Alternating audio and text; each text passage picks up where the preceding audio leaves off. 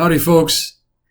It's with great pleasure that I welcome you all to the second virtual gathering of the Surrey Muse, Friday, April 24th, 2020. What a year it's been.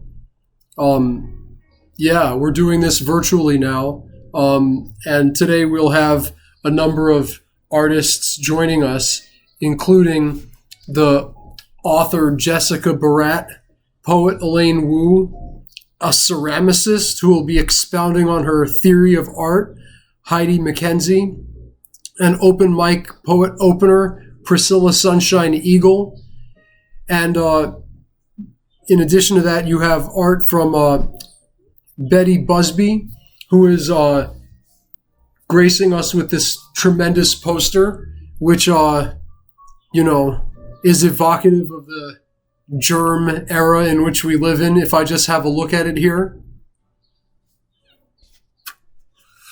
And I'm your host, Jovian Radeshwar. I'm having a little bit of BC's best, if you will, while we conduct our affair this evening. I am a professor of political science at Douglas College in New Westminster, British Columbia. I'm pulling up my own bio right now. Things have changed a great deal since I've moved to British Columbia. I'm from California. I'm actually from New York, and I'm born in Bombay. I won't say Mumbai for reasons that you probably know so well. And I have done some music for Surrey Muse in the past. You can find my music at soundcloud.com/endangered species. I'm one of 3 members of Endangered Species, which is a rap group that operates out of the west coast of North America. We have a DJ, California Condor, down in LA, and we also have Bobby Musgrave of Bobby Musgrave Music. You can find his music on Spotify as well, who's the pensive blue polar bear, and he's in Portland, Oregon. And I'm, of course, here in Vancouver. Our music, if you have time to check it out, is especially timely in the current age in which we're living right now, which is, of course, a time where we are really reaping the rewards, if you will, of humanity's complete mistreatment of the environment. I think that it's time for us to really think carefully about what it means to be an animal, a living being, a human being in the world that we live today. And, that's what our music is about, if you're interested in checking out Endangered Species. In any case, let's get on with the show.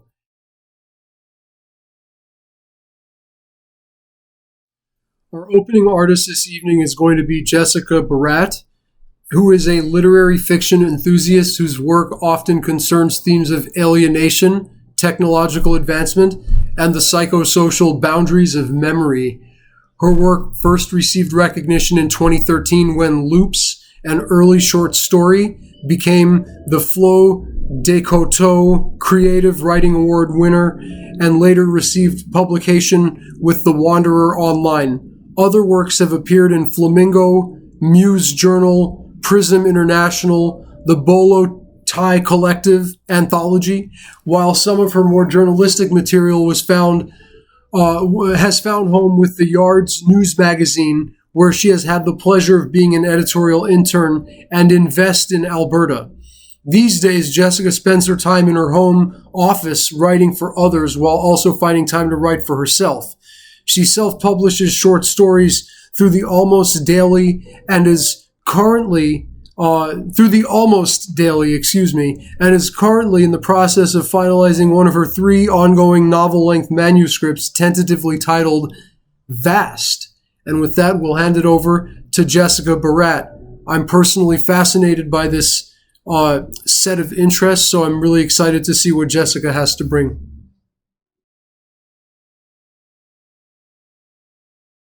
My name is Jessica, and I'm an author living in Edmonton, Alberta. Today I wanted to bring you guys a little selection of my short story collections, which you can find online. lately I have noticed a bit of a theme, and that's what I wanted to bring you today, which was just that oftentimes when I'm trying to tackle a large and difficult subject or current event in my writing, I end up taking the view of a child, or rather filtering that through the view of a child. And so that's what you're going to see today. You'll see 3 stories. The first one's titled Share, the second one's titled American Airlines, and the third I thought I would leave everybody with something a bit more bright. So it's just a funny, semi-true story from when I was a child. So we'll get started on that right away. I'm so excited to present with you, and let's get started. Share. Baths haven't been allowed for a long time because there isn't enough water. But I've been saving my rations a whole year for a real good cause. My sister, Sana. It's not that she's dirtier than the rest of us or anything. We're all yucky and smelly and hungry. It's more because the stuff she's had to deal with from Mama now she's 13. The water I've got is dirty and kind of smelly, but also soft and sort of shiny. It's hiding in the barrel under the old flower crate in the corner of our room. I could uncover it with a sheet when she comes in, like a magician would.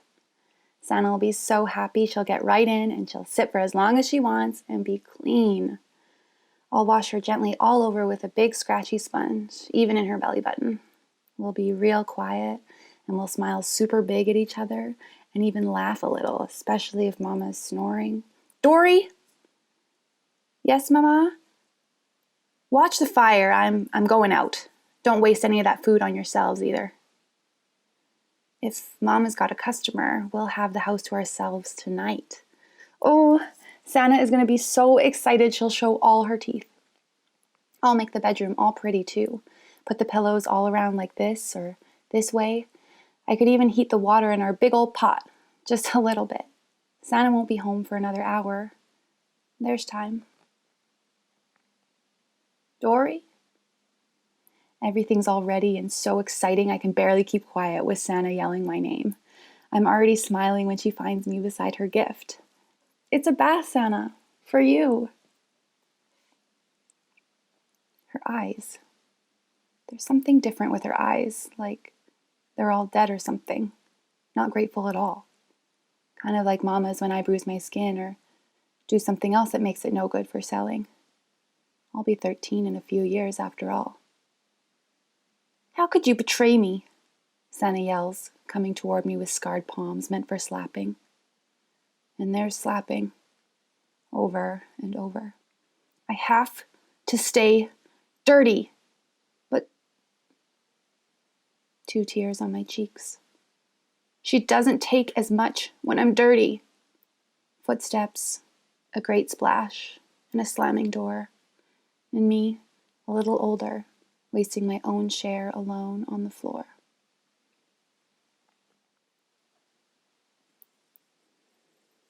American Airlines. He'd said 2 days. We're hungry and we have shirts wrapped over our noses from the smell. This life is very different, far from Papa's old brown recliner or Mama's familiar smell. Plus, no one knows how long the dark man with the white eyes has been gone. We'd been counting the hours by looking at how far the glare had crossed the floor so far below us. It was dark otherwise, and we'd all come in at different times that first day, but I'd counted about 30 of us, crammed in between the rafters, all itching and sneezing and taking our turns moving slowly toward an open air vent. On our second rotation, Amato reverts to our old airport game.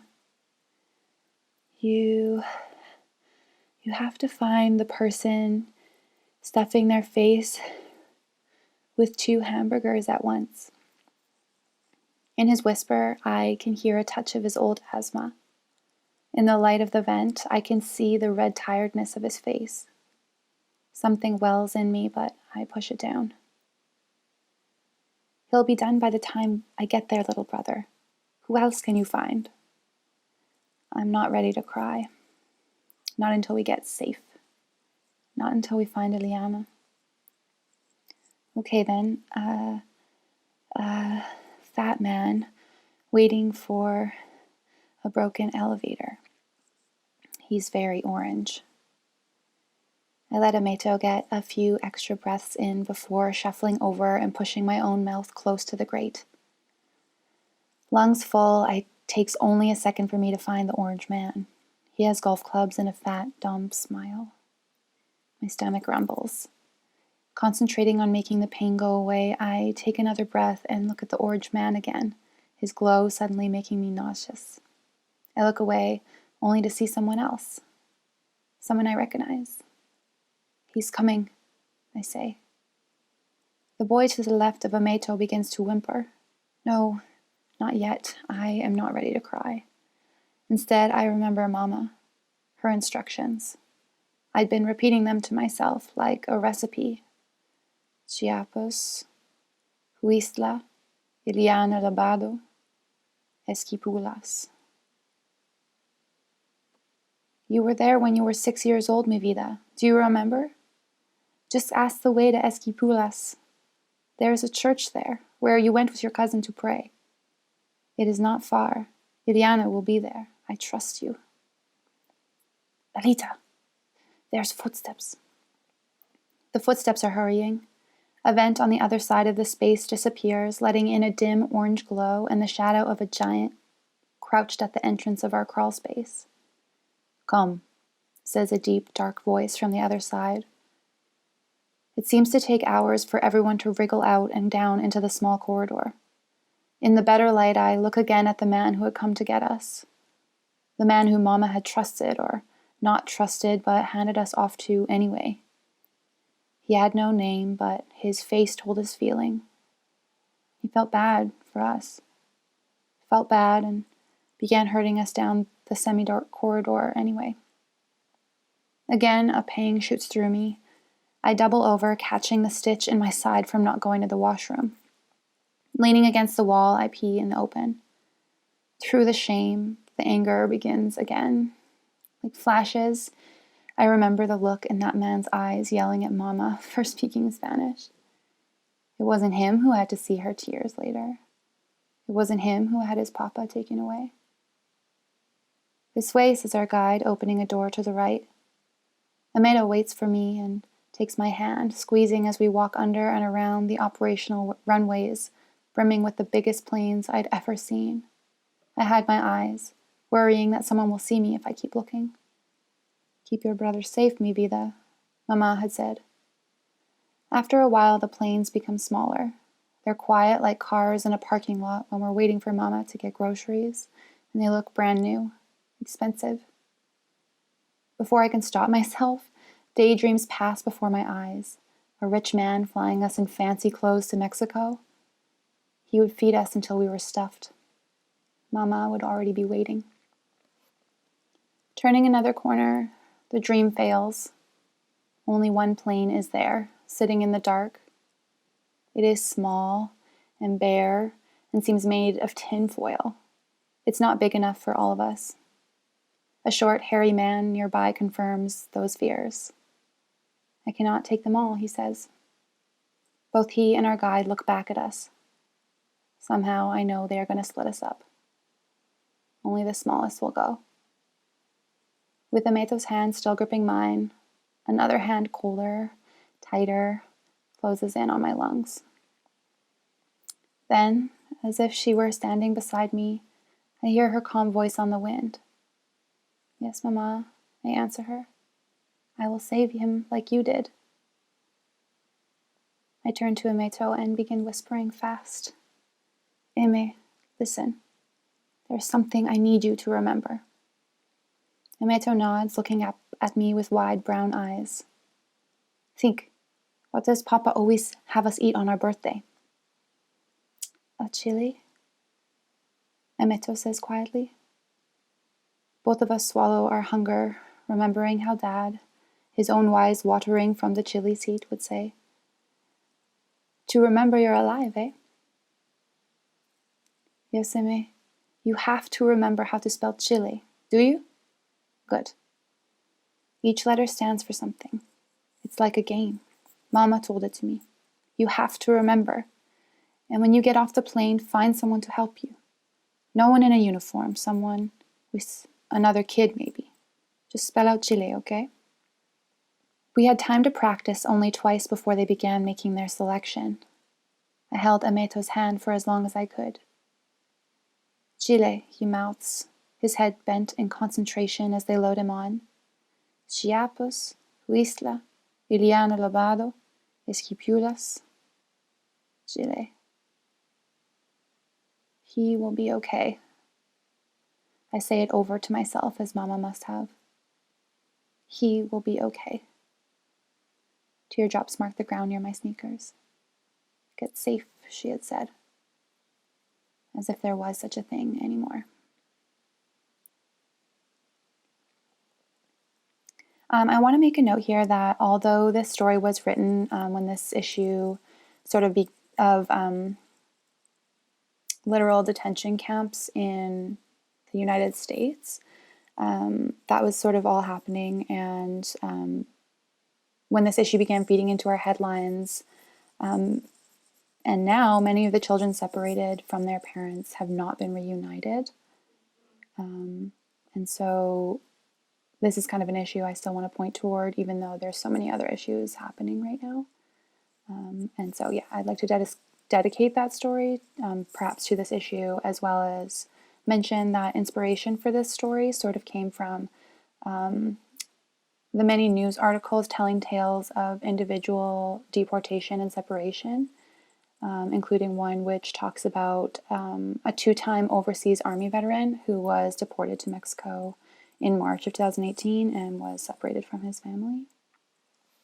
If anybody wants links to anything like that, you can definitely find that on my website.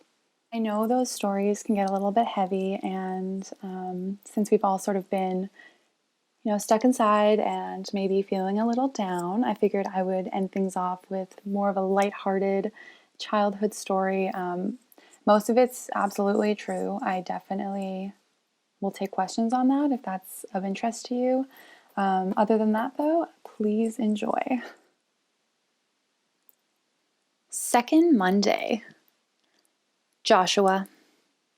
He likes me, but I don't like him because his fingers are always cheesy. So are his teeth. He pulls up his socks too high and is always breaking bones. When he was in a body cast, I used him as a coat hanger. Another time, I found my school picture in his geometry box. It was the one I had given Mr. Hero at the beginning of the year. It even said so on the back, so I knew he was one of those stealers. But I guess I didn't mind. It's not like I talked to him at all. There's things to do, like sit in the soft part of the grass behind the baseball diamond. Mom always gets mad when I get green patches, but that's okay because I like them and think they're sort of nice. The other day, I came there with my dog. He and I are partners in crime. We always get up to no good, like running as fast as we can around that pool of water that smells a little bad near the highway. Sometimes, when he runs, I imagine I'm him since he's so much faster than me. I think dogs like speed. That's why they get so happy when they stick their faces out the truck window. One time, this man approached me and asked me if he could buy my dog. Isn't that crazy? For $50, he said he would like to buy my dog. I think it's pretty strange since we were standing in a catwalk between the houses. I think a catwalk's a bad place to offer to buy someone's dog. There's not a good omen around it. So I said no because I already love my dog more than money. I'm pretty mature at my age. That's why I always get such good marks at school, even though Mr. Hero says I'm a social butterfly. Mr. Hero is a very smart man who teaches our class all kinds of things, like how to be responsible for our environment. That's why every second Monday he makes us clean our lockers, our desks, the back tables, and sometimes even the floor. He says it's very important to keep a clean space so that our minds can try and absorb information better. I don't know if it works, but every time we have to clean, all kinds of yucky things come out of the woodwork. On this one day, the whole class got an extra 20 minutes recess because a kid hadn't been cleaning out his desk, and we found a mushy green orange with chunky chocolate milk spilled all over it. The smell reeked. That was about 4 second Mondays ago. Today also happens to be a second Monday. So I was looking into people's lockers as usual since I want to be the one to tell if someone has something that isn't allowed in there. I got over to this boy named James's locker, and it's right beside Joshua's. James told me to get away from them since I had a bad case of the cooties. I told him they were freckles, but he didn't even believe me. Then he gave me the meanest glare, which made me a little scared. I almost ran away from them quick when I noticed a wriggling at the bottom of Joshua's locker. I saw, and it was worms. I was so grossed out. But then I remembered to be brave since I knew the worms wouldn't hurt me. I knew that because one time this girl I had never met before and we made friends during a rainstorm since we climbed the same tree to be safe from the rain. After the storm was gone, we found a broken ice cream pail and began collecting worms from around the whole block. Then we decided to count the worms. 1, 2, 3. But guess what the little girl did? She pulled open the back of my overalls and dumped all those muddy worms down my pants before we could even count them. They wriggled every way you can think of, too, and not even all of them came out when I stood up and did a shake. I even accidentally stepped on one. I have to be honest, though, it was kind of fun to goosh it between my toes.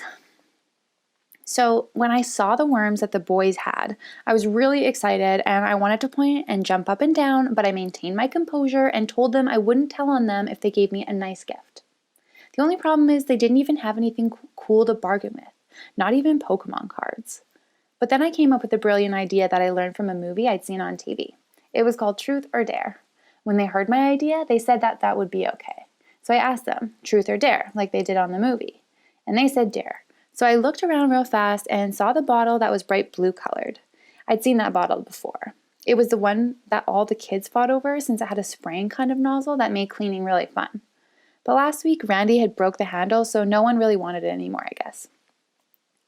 I thought of all of those things in under 5 seconds flat. Then I told Josh and James that they would have to drink every last drop of the bottle and pretend that the liquid had turned them into zombies. I counted down 1, 2, 3, go, and Joshua did the dare first. He lifted the broken part off the top and brought the bottle at himself so fast that he hit his teeth and said, ow, before getting his cheesy lips all over it and making big gulping noises. The next minute, he stopped drinking and began pretending he was a zombie, like I said. In his act, he threw the bottle away and started making these groaning noises. I didn't know he was such a good actor, because even his eyes looked like they were zombie eyes since they were kind of rolling around. I looked at James' eyes to see if he would just play along with the zombie part of the dare or just be a chicken, and when I looked over, his eyes were very big. And when I looked back at Joshua, there was even less color to him. I told him he could stop acting like a zombie since the game was over, but he didn't even stop. Maybe he got obsessed with his talent. Anyway, I think Josh is a very dramatic person now.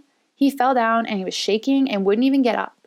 He even started doing this gross drool on the floor where I'd been planning on cleaning next. I told him it was very funny, but that I wasn't impressed at all. Then I told him that since it was almost 2:15, that I was going to get in line early for recess without him. And when Mr. Hero took Joshua to the principal's office for his antics, I wouldn't even look at him in his droopy, cheesy face. That recess was pretty fun today. I played Foursquare with Tiffany and some of the other kids, and almost stayed in the King Square the whole time. I only missed a bounce once, when I got distracted by some sirens going by. By that time, I was bored of the whole game anyway.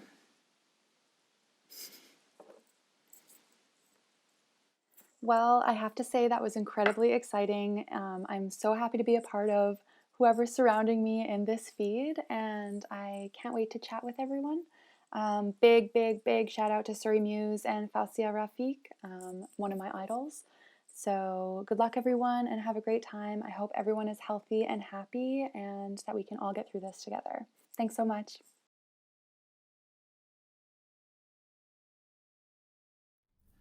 Next up, we have Elaine Wu, who is a West Coast poet, artist, and librettist. She has published 2 collections of her poetry, Put Your Hand in Mine from 2019 and Cycling with the Dragon in 2014. In her view, the creative mind goes where it goes, and because of such meanderings, her work is now tending to come out more as visual poetry, visual art, and micro essays. Some of it is forthcoming or appears in Thornlit Mag, which, watch your head, Autoliths, H and S Tick, The Elephant Journal, and Savannah East. More about Elaine can be found on the Surrey Muse page and on elainespath.org if you want to check that out. Elaine Wu, everybody. Elaine Wu.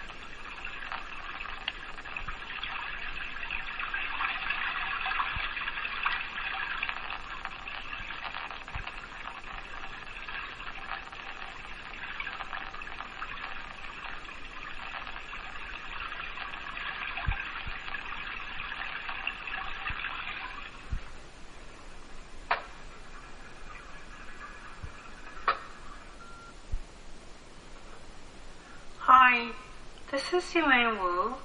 A big thank you to Fascia and to the Surrey Muse team for the invitation to read. Life seems to be an unending series of bad dreams and nightmares. Not just now at this point in history, during this global pandemic, but on a very more frequent basis.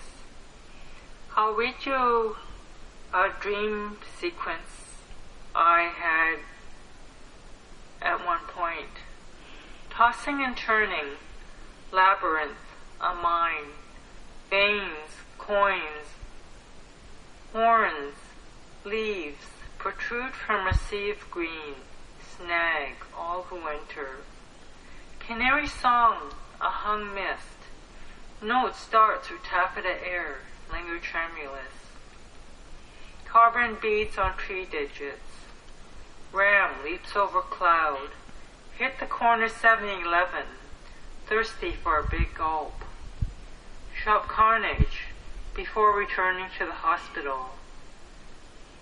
Short reptilian legs clump over mislip, crocodile jaws agape. Salty stain with carnal consumption, yellow eyes ice in pursuit. Bighorn distracts with beef bait, knocks self off skylark transport. Sinks through multiple levels of heavenly mist.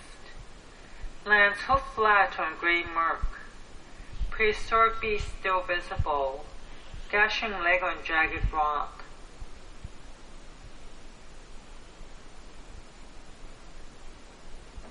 God's self, uppermost priority.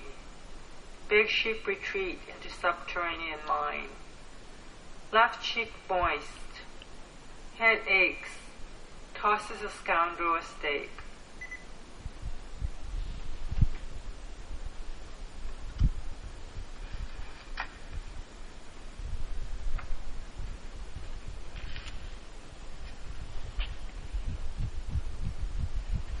Another nightmare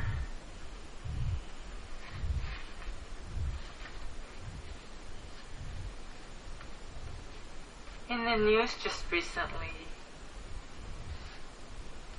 An ill wind. Cabbage butterfly dragged down draft by wind's torrent. Recent shootings. Invisible hand inking. Cumulus cloud, brushstrokes dark. Grief of dirty underbellies. Beetle scuttles as gusts holler. Horsetails inclined to the past. Lupins unwillingly bend. Leaves demoralized. Fondling inland empty. Tree upended with branches claws. Swinging groundwards. Trend of the world. Scrape knotted hearts. What would it take to loosen these most crucial of organs? Some birds bob amid deadly flotsam. Volcano tremors. Everyone, come open your eyes.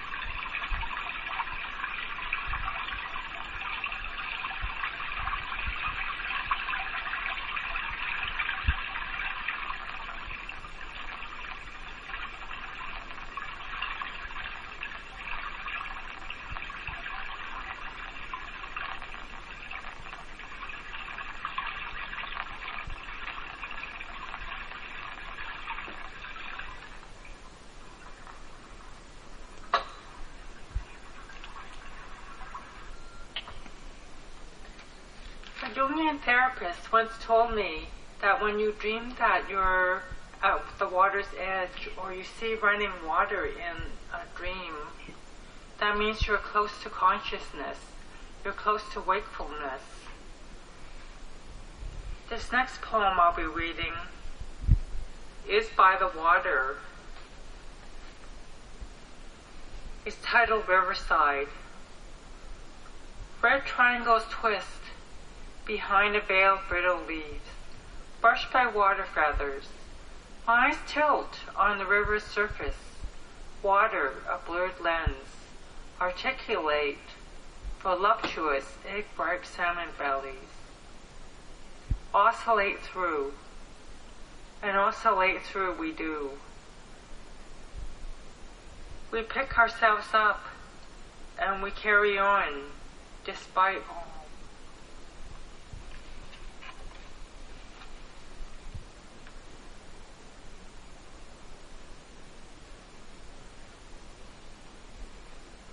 There have been a lot of windstorms in the past few years. On the west coast, some say due to climate change.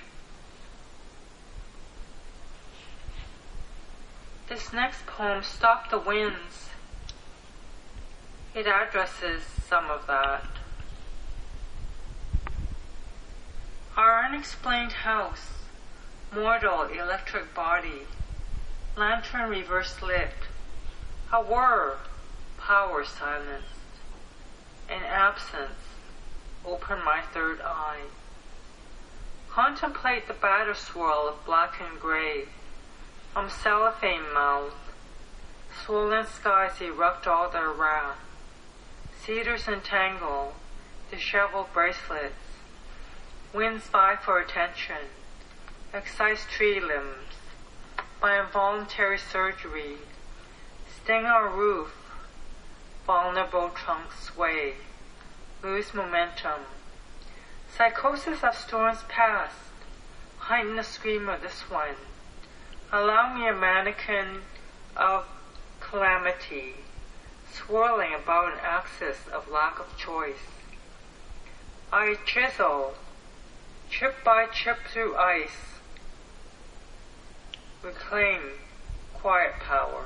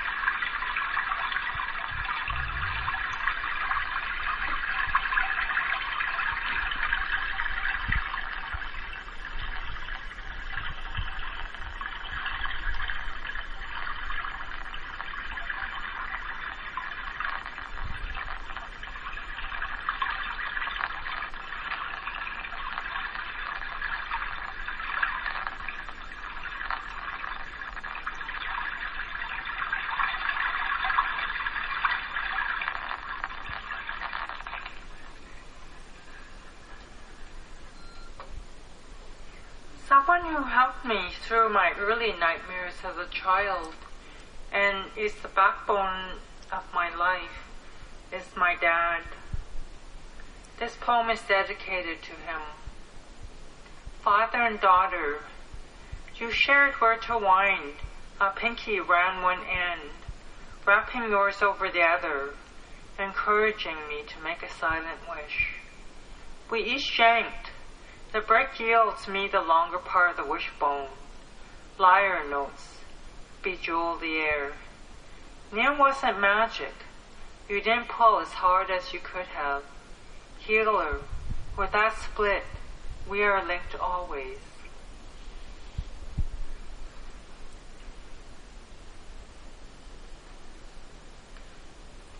Sometimes the nightmares are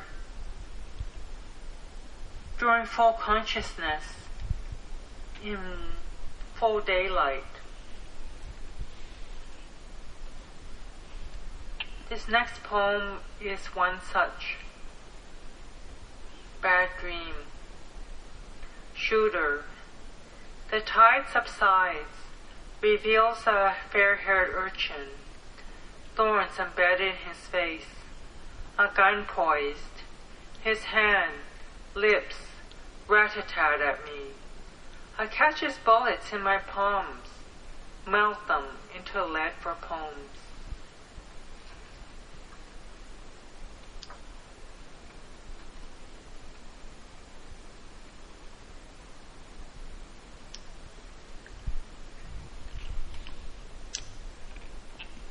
Sometimes we can rescue ourselves from our bad dreams. This next poem speaks to that. Mystical moonlight cast, silhouetted tents against pockmarked concrete. Black pits spotlighted in cold white. All torso and profile, beak, tritonal. Cat's cradled branches, sprawl of crow's feet, freed from shadow by wings. We have but legs for flight, cut out for certain levels of dark.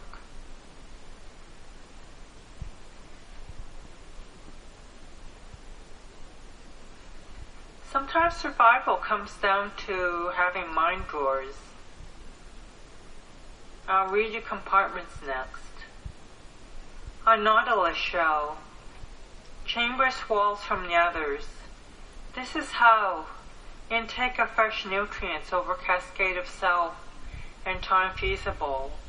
From room to room, sieving yesterday from the silt of today, straining now from the white sands of tomorrow. Still brains catch in the crevices, some lodge grating, some fall away. And yes, sometimes it's hard to get rid of the grit, and other times we can just brush it away.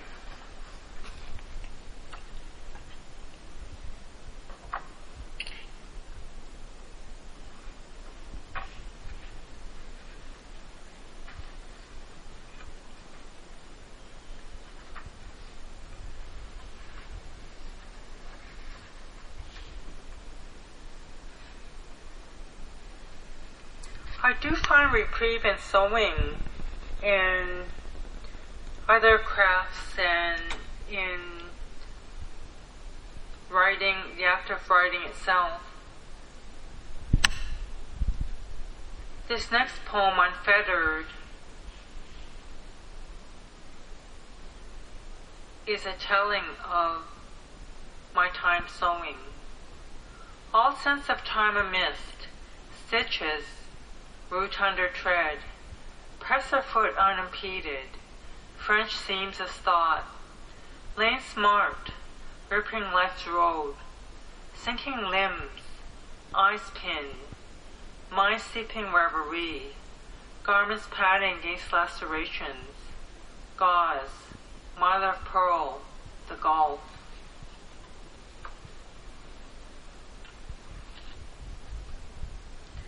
And getting back to mind drawers and to the conscious attempts to cope, I'll read you Internal Peace. Shielded by mind walls, I sweep away impinging affairs into blue-gray, wrestle with my own hungers, cross-eyed obligations, duties to the material, to the other and the other, to social geographies, to the vocation that sustains, provides non-monetary riches. As for the physical, diminished and more, the others, boundaries trenched without pitch, Paukov power, grip, ripe, ensuing peace, the societal, expanding lofty dimension, solid wisdom, and the calling, green growth. Upon horizon's tableau, change begins with the inner field. The inner becomes the social, a web of difference stretching elastic. Peace begins with inner contemplation, foments deliverance, from undeserved torment. Thank you so very much for listening, and I wish you well. Take care. Bye.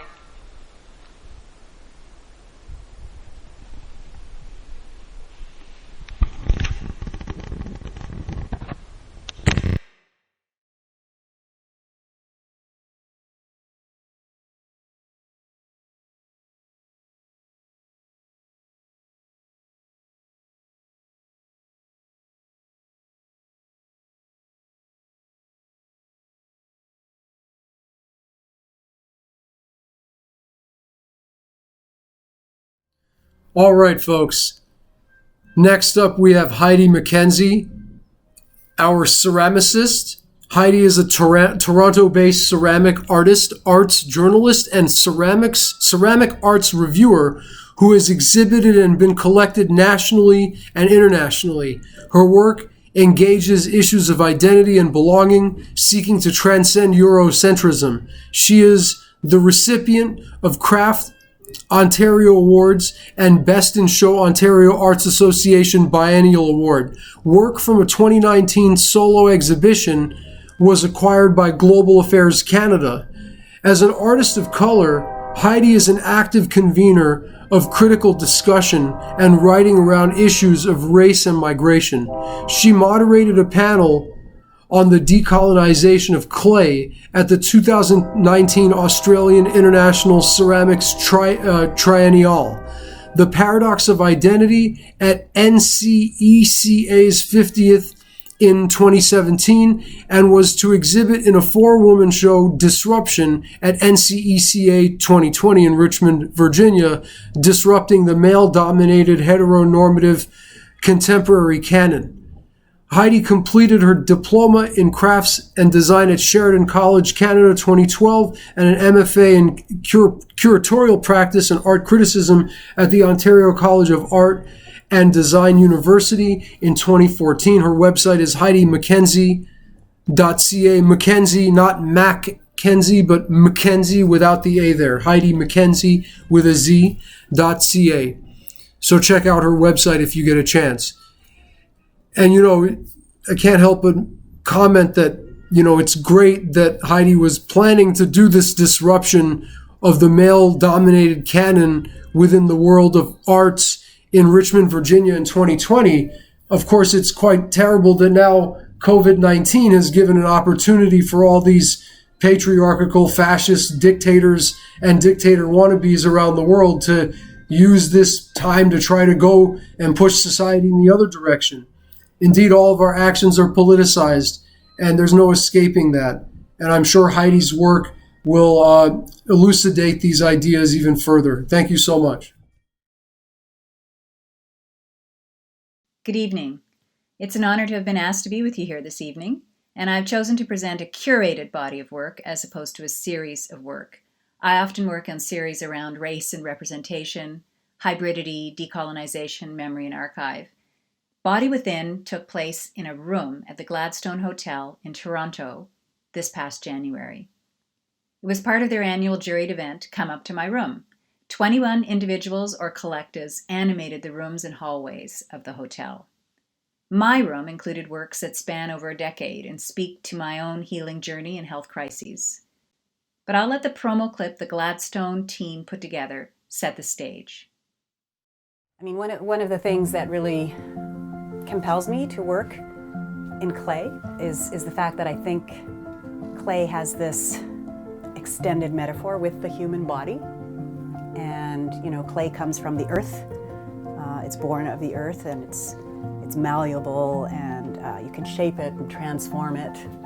And of course, it goes through this extraordinary change with high pressure and tension through a firing process. And at the other end, it's both the most fragile thing that we have on the earth practically, but also the most endurable media that we have. Some, records the earliest parts of human history. So what I'm doing for Come Up to My Room is an immersive experience of my human vessel, my strengths, my fragility, my power to overcome. And so I'm hoping that that's what's going to happen.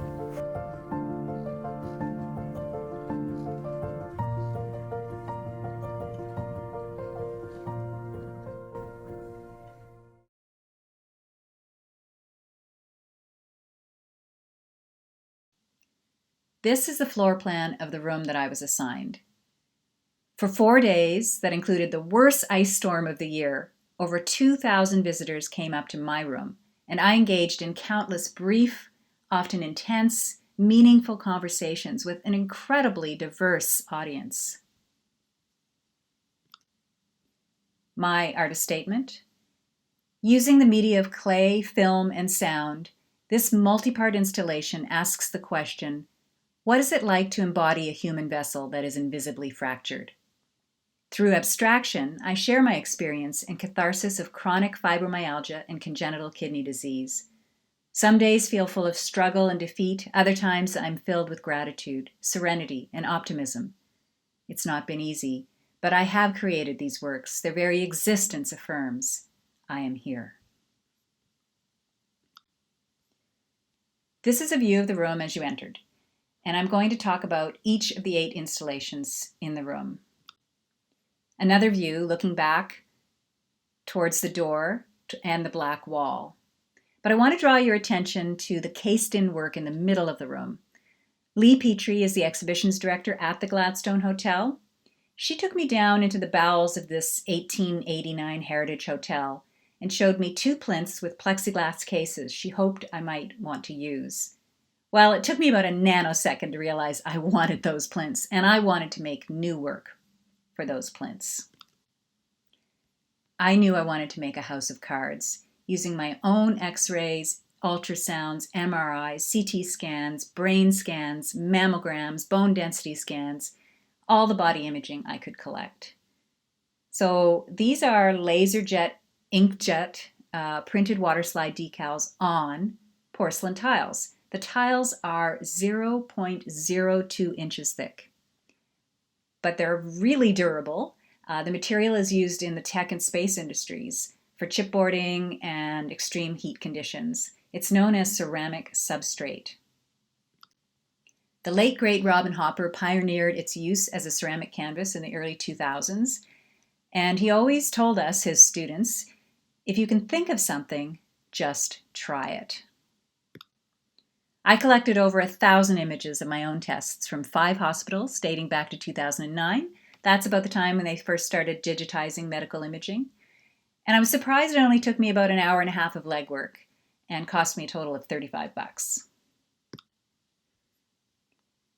So one of the other things that really struck me on my reconnaissance visit to the Gladstone in late November was this really huge blank wall on the right when you walked in. You can see it's over 18 feet long.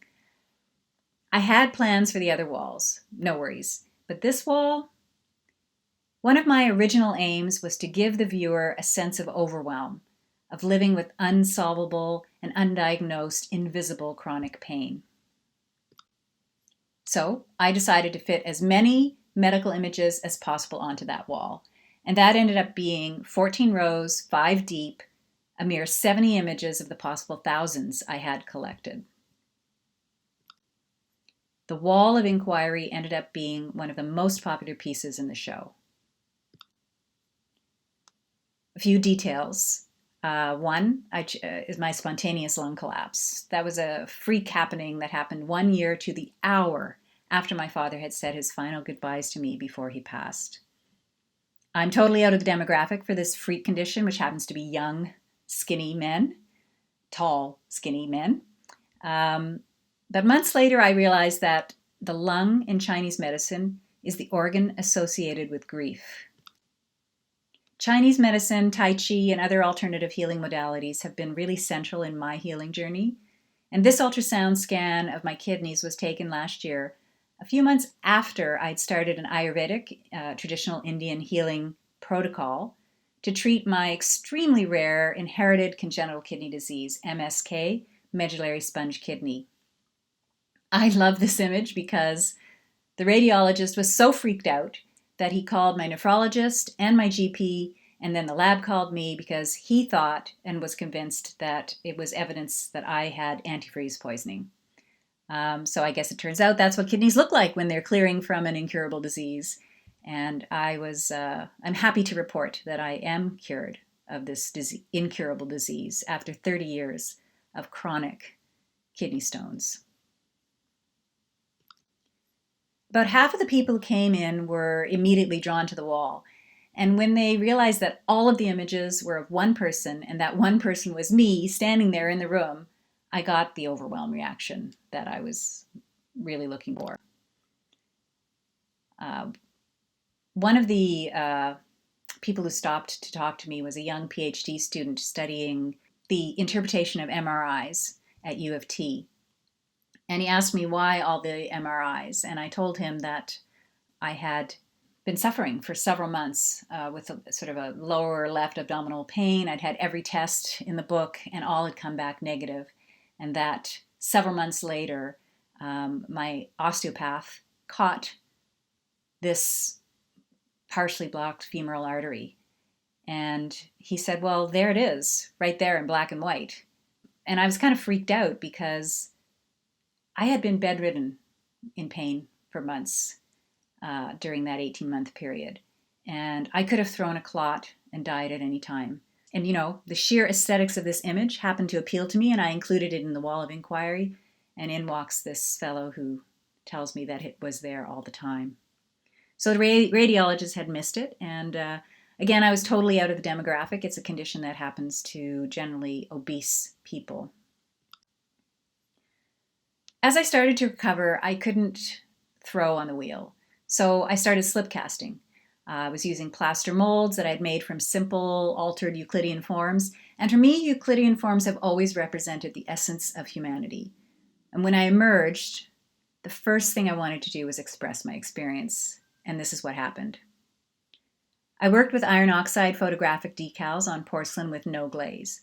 Now that's unusual because most ceramicists use decals on clear glazes, but I preferred the rawness of the clay to speak for itself. Back to those two plinths that inspired the new work. I realized I could expand the older piece more than double its volume, and so I created Boxed In, especially for Come Up to My Room. It was funny because people were really intrigued by this piece as well. They wanted to touch it and hold it, pick it up, feel them, rearrange it. And I let that happen to a certain supervised extent. In the spring of 2018, I was invited to be part of Bicultural Heritage Exchange. It was a symposia on muscle memory, and it was held at the International Ceramics Studio in Kecskemét, Hungary. And I went along with 6 other Canadians, and we worked with 7 Hungarians, and the Hungarian-Canadian in the middle, Mimi Kokai, who's founded the whole muscle memory project. We had a month in total, and the goal was to have an exhibition, so we got to work immediately. Now, I had been working on a series of hand-built pieces with hollow spheres called Spaces Within. I'd started in Australia in the fall of 2017, and for the first time I was learning how to use my hands to build with coils, and I was pushing the boundaries of modernism, inspired by Hepworth and Moore, Brancusi, Arp. I did a study of this form in Australia, and I shipped back about a dozen tabletop-sized pieces. And last winter I went to Medalta in Medicine Hat, and I built big. Some of the pieces stand over 80 centimeters tall. So I made a trilogy of Spaces Within pieces using slab building techniques so that I could incorporate the organs I wanted to, the kidney, the bladder, and the ureter. This is the trilogy that resulted, all wood-fired. The piece on the left is in the permanent collection in Kecskemét. The piece on the right was acquired by the Canadian Embassy in Budapest.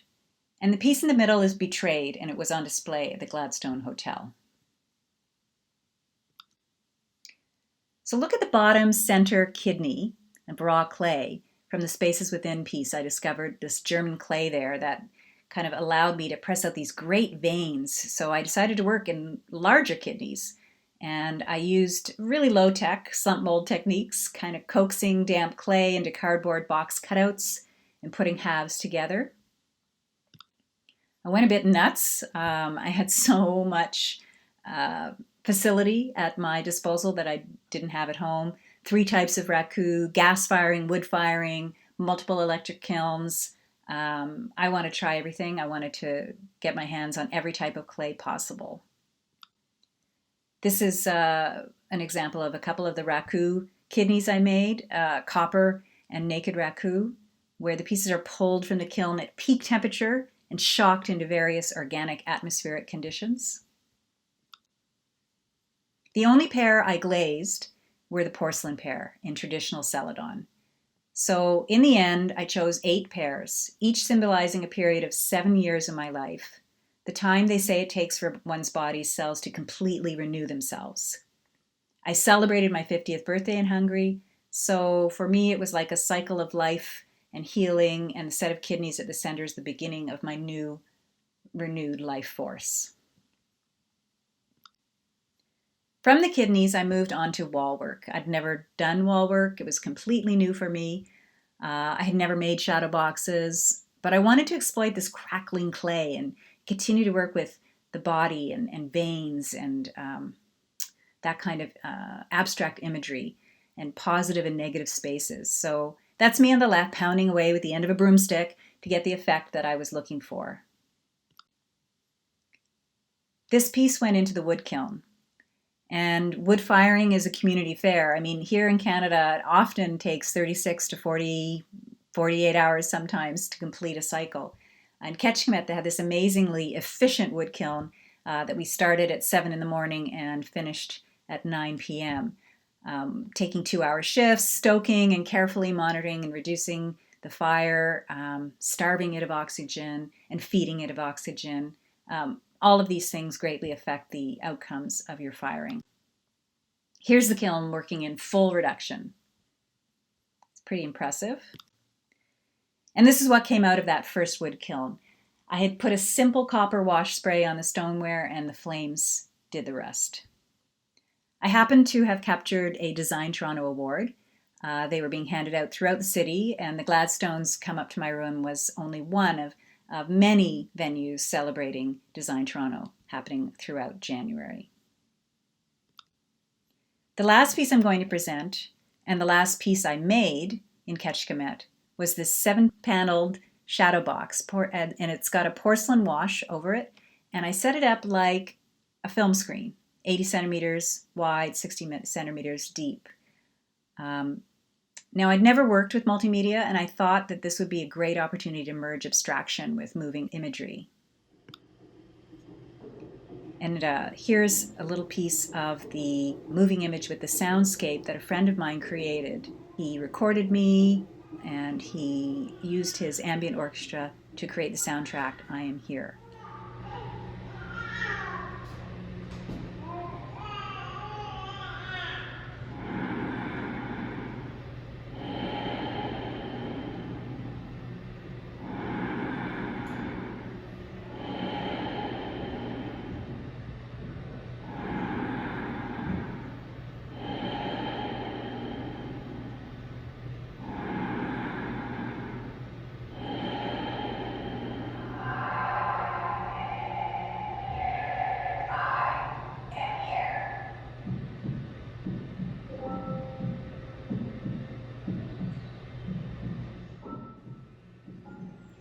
Occasionally I switched the lights on and off and gave a little talk about the concept of lurking, and that we're born, most of us were lucky enough to be born whole, have no idea what might be lurking in us as we grow older. And these are home movies that my father took that we've had digitized, and there's a 15-minute loop that is about twice as long as the 7.5-minute soundscape. And this is the first time that this piece has been presented.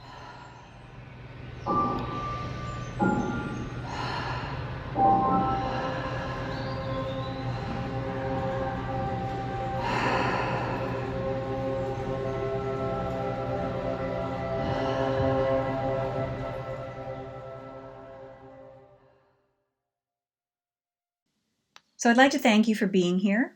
Thanks to the Ontario Arts Council for their exhibition assistance support of this project, and thank you to Surrey Muse and its creative team, and to Fazia Rafiq for inviting me to be part of this event, and I look forward to ongoing discussions.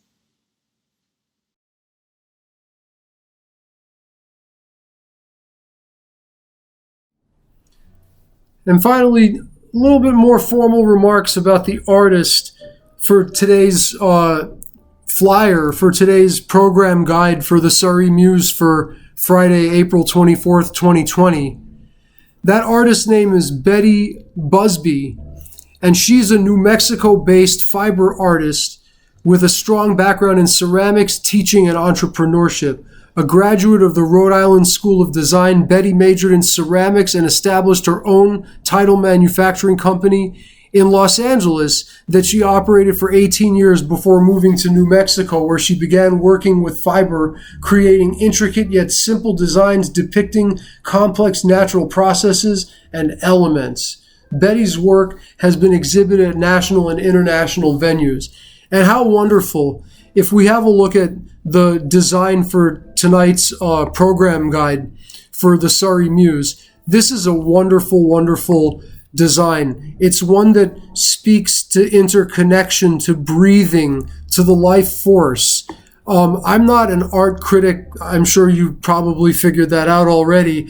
But, you know, this particular image really speaks to me in the time that we're living. And it's interesting noting from Betty's biography that she works with natural forms and tries to integrate them into her artistic expression, natural processes specifically, to quote directly from her bio.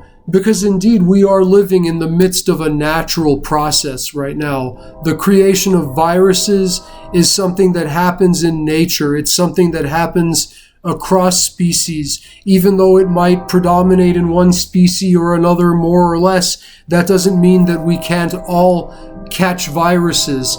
And of course, that would just suggest that we have to be respectful to nature and keep ourselves in our proper place and have respect for that magical life force that's so beautifully depicted here in Betty's wonderful piece of art for this evening.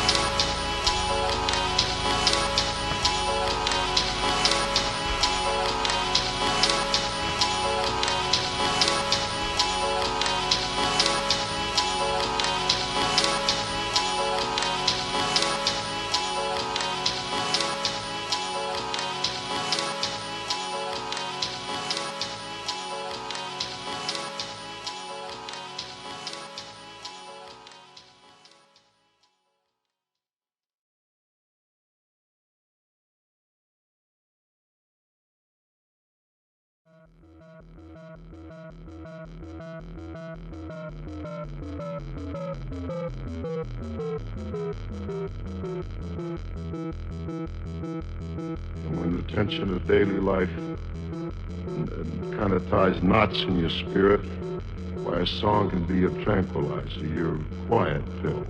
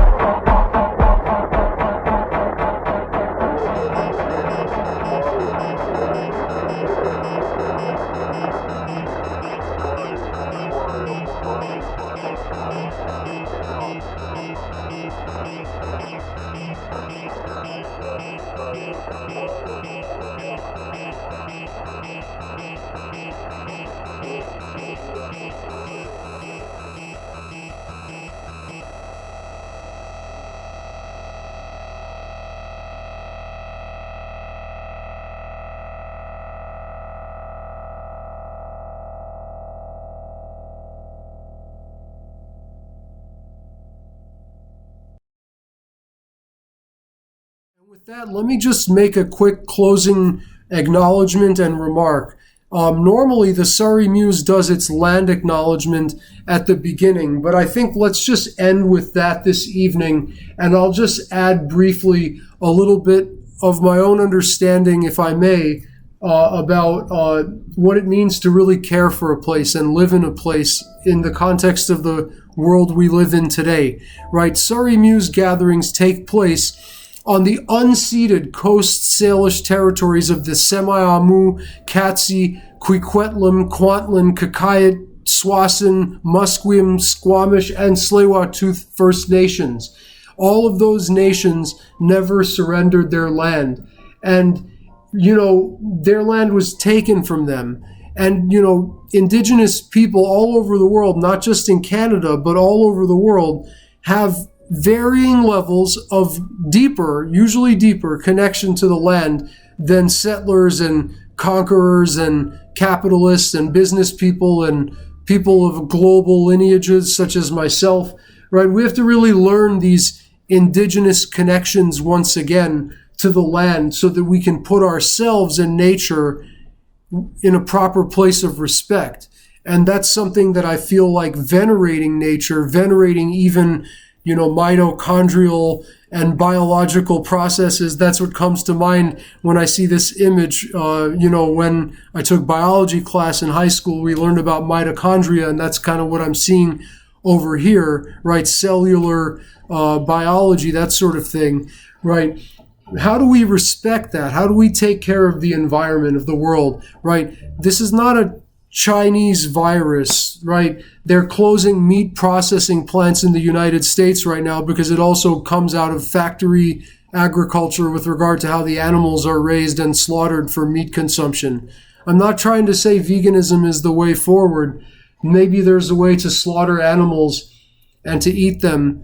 Maybe, I don't know. I'm tending towards veganism myself, but I'll just throw it out there that maybe for us settlers, veganism is the future. How else can we survive, creating these barriers between ourselves and nature in one way by not respecting nature and then taking everything we want from it and then we pay the price. And at the same time, we don't respect the right barriers, the ones that say, we need to keep these in place because these are beyond our right, beyond our comprehension. How can we respect nature? How can we make it magical again? That's what I see when I see this particular work of art. Thank you for indulging me with those remarks here at the end. Hopefully we'll see you for the next installment of the Surrey Muse, which will be happening on May 22nd, also virtually, I presume, for the coming time. And I thank you very much. And all the best, and support the Surrey Muse by participating, by donating to Surrey Muse, and check out the website surreymuse.wordpress.com for more information. Thank you.